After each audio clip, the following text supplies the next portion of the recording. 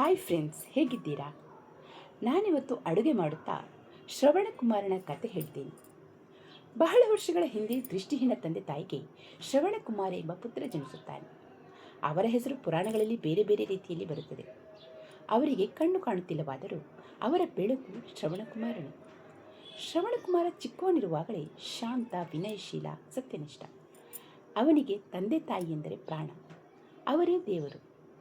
ಅವರನ್ನು ಪ್ರತಿದಿನ ಅವನು ಸ್ನಾನ ಮಾಡಿಸುತ್ತಿದ್ದ, ಊಟ ತಿನ್ನಿಸುತ್ತಿದ್ದ, ಪ್ರೀತಿಯಿಂದ ಕತೆ ಹೇಳುತ್ತಿದ್ದ. ಅವನ ಜೀವನವನ್ನೇ ಅವರಿಗೆ ಸಮರ್ಪಣೆ ಮಾಡಿಕೊಂಡಿದ್ದ. ಹೀಗೆ ದಿನಗಳು ಕಳೆಯಿತು.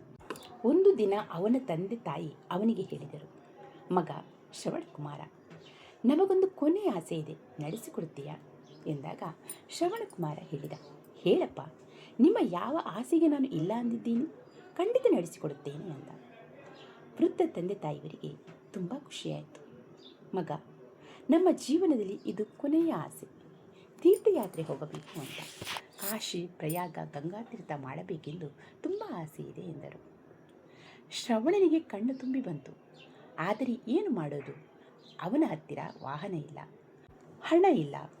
ಅವನಲ್ಲಿ ಇದ್ದದ್ದು ಒಂದೇ ಒಂದು, ಅದು ಭಕ್ತಿ. ಆದರೆ ಅವನು ಅವನ ತಂದೆ ತಾಯಿಗೆ ನಿರಾಶೆ ಮಾಡಲಿಲ್ಲ. ಅವನು ಅವರಿಗಾಗಿ ಏನು ಮಾಡಲು ಸಿದ್ಧನಿದ್ದ. ಅವನು ದೊಡ್ಡ ಬಿದಿರು ಕಂಬಗಳನ್ನು ತೆಗೆದುಕೊಂಡು ಬಂದ.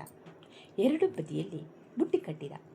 ಆ ಬುಟ್ಟಿಗಳಲ್ಲಿ ತಂದೆ ತಾಯಿಯನ್ನು ಕುಳ್ಳಿರಿಸಿ ಅವನ ಯಾತ್ರೆ ಸರಳವಾಗಿರಲಿಲ್ಲ. ಕಾಡು, ಬೆಟ್ಟ, ನದಿ ದಾಟಿಕೊಂಡು ಹೋಗಬೇಕಿತ್ತು. ಬಿಸಿಲು, ಮಳೆ, ಗುಡುಗು, ಸಿಡಿಲು ಯಾವುದೂ ಅವನ ದೃಢತೆಯನ್ನು ಕುಗ್ಗಿಸಲಿಲ್ಲ. ಆದರೆ ತಂದೆ ತಾಯಿಗೆ ಮಗ ಕಷ್ಟಪಡುತ್ತಿದ್ದುದು ಕಣ್ಣಿಗೆ ಕಾಣಿಸದಿದ್ದರೂ ಮನಸ್ಸಿಗೆ ಮುಟ್ಟುತ್ತಿತ್ತು. ಮುಂದೆ ಅವನು ಏನು ಹೇಳಿದ, ಏನು ದುರಂತ ಸಂಭವಿಸುತ್ತೆ? ಮುಂದಿನ ಸಂಚಿಕೆಯಲ್ಲಿ ಹೊಸ ಅಡಿಗೆಯೊಂದಿಗೆ.